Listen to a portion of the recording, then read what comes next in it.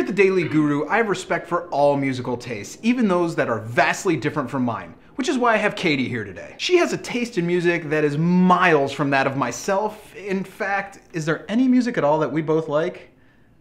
I didn't think so. Anyway, this is the playlist. The first song I recommend you check out this week is Dozer and their track, The Flood. When it comes to the genre of stoner metal, Dozer stand far and above almost everyone else, as they're one of the finest and oldest bands in the history of the style. Standing as one of the greatest Swedish bands of this style, which is saying something, The Flood is one of their most punishing and outright amazing tracks of their entire career. And if you're someone who really loves heavy metal, check this one out for sure. The other track I think you need to go check out is the classic How I Could Just Kill a Man by Cypress Hill. It amazes me that there are still some people on this planet who haven't heard this song, as it's one of the most often borrowed and sampled tracks in music history. From the knocking beats to the iconic lyrics and sound of Be Real, this is an absolute classic. And simply put, this track never loses its impact and deserves many spins. So what have you been listening to lately? I've been listening to one of my all-time favorite songs that just gets me in a good mood all the time, and it's Absinthe Party at the Fly Honey Warehouse by Minus the Bear. It is one of my favorite songs. The intro is a minute and a half, and it has me trapped the entire time, and it goes into my favorite lyric. I mean, the beats just get me, and the lyrics are fantastic. I just love this song, and I love this band, and it was as great live as they are on the album. The other track I've been listening to, appropriately, is New York, New York by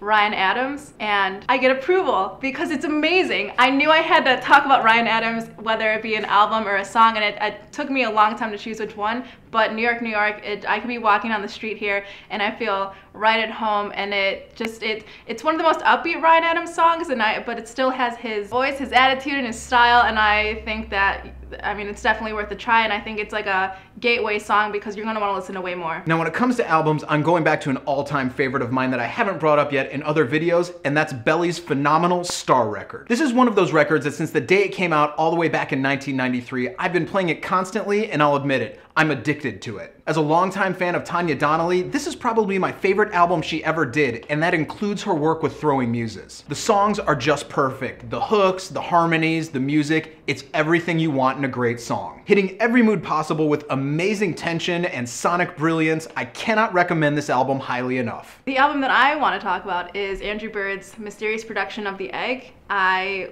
think Andrew Bird is amazing, the way that he creates orchestras based on himself and his instruments and using loop pedals, and I think that it's really interesting, and I just find him really fascinating, the way how he feels his music, and you could listen to this entire album and not even care about the lyrics, and it could just be really chill background music, or you could actually care about the lyrics, and they're really intimate, and it's fantastic. So that's it for the playlist. Make sure you're here every single Sunday for plenty of recommendations on all the music you absolutely need to hear, and be here every day for all the music news, reviews, and knowledge you'll ever need.